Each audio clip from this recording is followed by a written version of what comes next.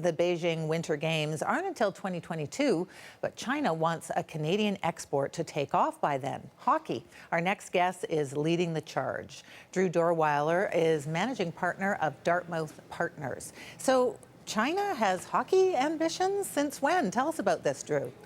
Well, definitely since the 2022 Beijing Olympics were announced this past summer. And in particular, the Premier Xi Jinping of China, this past March, launched what he calls his China Winter Dream, in which by 2022 he wants no less than 300 million Chinese playing winter sports. And wow. The preeminent among that would be learning hockey. 300 million winter sports and lots of hockey players. Now, what's your involvement in this? Well, I've assembled over the past year a rather nimble group comprised of Asian partners as well as North American partners to develop hockey in China at the grassroots level, meaning at universities, high schools, and youth. So how do you do that? How do you develop a sport? Two ways. One is building infrastructure, and there's a group called CTC Group that is part of our partnership.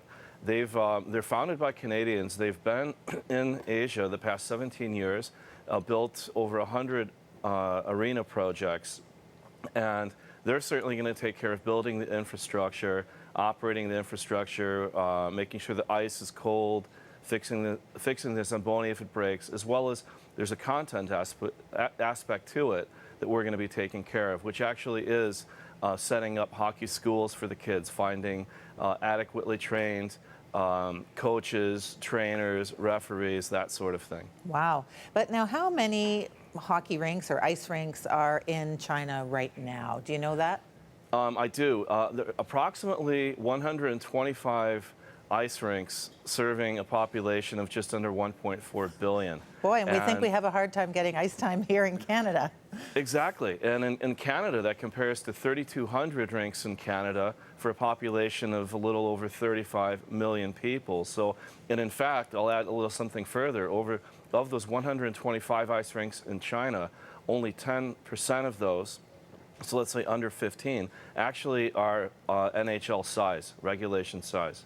The rest are in shopping malls and outdoors, that sort of thing. So who is going to build these rinks?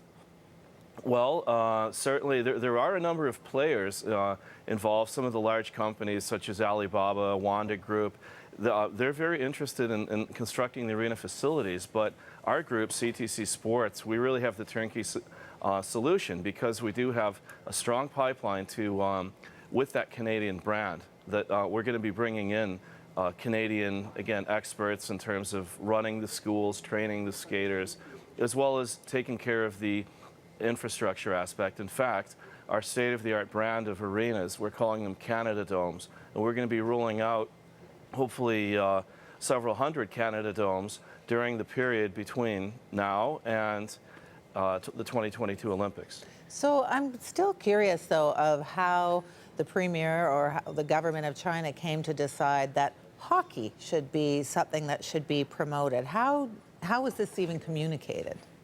Well, he launched, the Premier in March launched it's called Article 46. It's a typical tedious title, but again, he's rebranded that the China Winter Dream. And that's a little sassier. Exactly. And realizing that hockey really is the king of the winter sports, he's put that front and center. In fact, they want, aside from the 300 million people playing winter sports, he wants 1,000 ice rinks built before the Olympics, of which 700 they would like to be built in the next 2 years. So certainly our work is cut out for us. So, but now I understand there is actually a Chinese hockey team that is about to join or has joined the Russian Hockey League. Is that right?